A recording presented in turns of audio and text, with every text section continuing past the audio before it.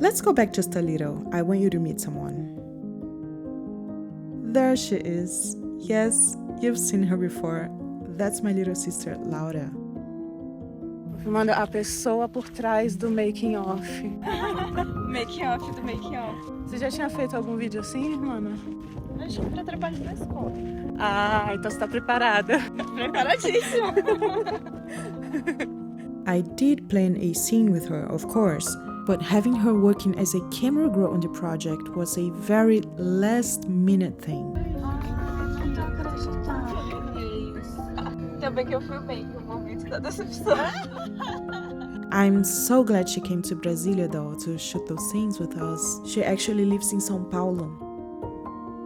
My forever baby sister, like a wildflower.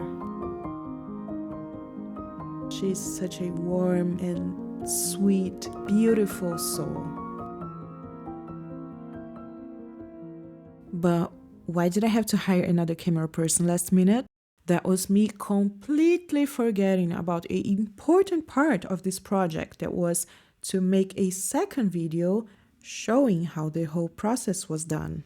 You know, when it came to the logistic part of the pre-production, that's when I could show off my bad planning skills the most. I really wish I had someone else taking care of this for me. Making a shooting schedule, that was very last minute. Booking the lighting, very last minute. Hiring the production crew, let me say something. It was not easy finding a music studio where people actually have experience recording acoustic classical music. Finding a studio with a real piano, don't even ask. And the studios that actually work with classical musicians didn't care about a nobody like me, okay? They didn't even bother answering my emails. Yeah, that was fun. So I had to go with finding a location with a piano and bringing an audio engineer to take care of the recording.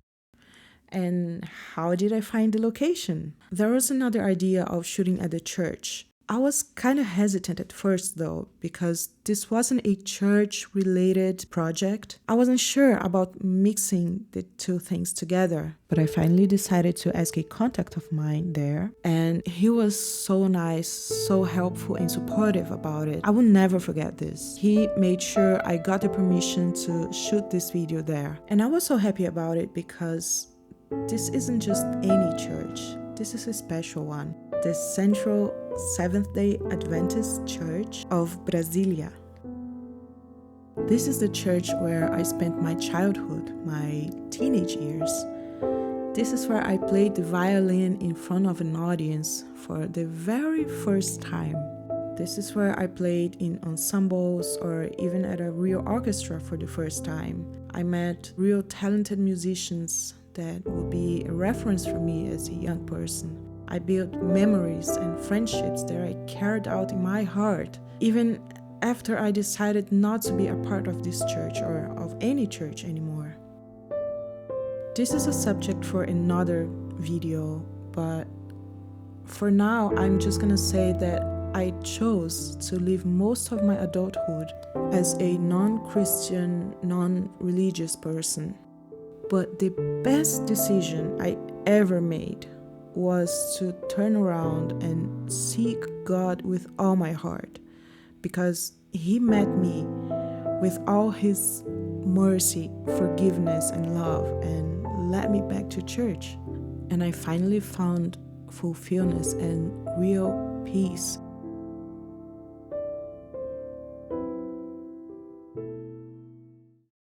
You can probably tell how special it was for me to shoot this video there. I don't believe in luck or randomness. I don't think it was by chance that this was the only location I could find. Shooting there brought a deeper meaning to this project. It is a confirmation that my professional life cannot be separated from my spiritual life. I can only praise the Lord for being a musician and for having such a blessed life and profession. So I got my production crew booked. I got my lighting, I got my gear, I got my dress, I got the location and a shooting date. The big day is approaching. But do I got a good violin playing though? Because yeah, I've been getting stressed out by the planning of this project all by myself, but I still have to deliver a good performance. Otherwise, this is all done for nothing, right? And let's just say I didn't expect the shooting day to happen the way it did.